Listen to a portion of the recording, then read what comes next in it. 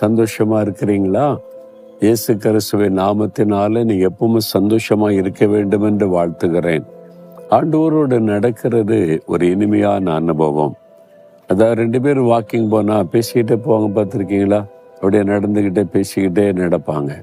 அதே மாதிரி ஆண்டவரோடு வாழ்நாள் முழுவதும் நடப்பது, நம்முடைய வாழ்க்கையில எல்லாவற்றையும் அவரோடு ஷேர் பண்ணுவது, அவர் மனதில் இருக்கிறது நம்மோடு ஷேர் பண்ணுவார்.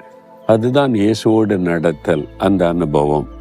அப்போ ஆண்டவர் தினந்தோறும் தன்னுடைய மனதில் இருக்கிறத பேசுவார், தான் விரும்புகிறதை பேசுவார். இந்த மாதிரி கர்த்தர் உங்களோடு பேசிக்கொண்டே நடத்தி கொண்டு வருவதை அறிந்து ஆண்டவரை துதிக்கிறேன்.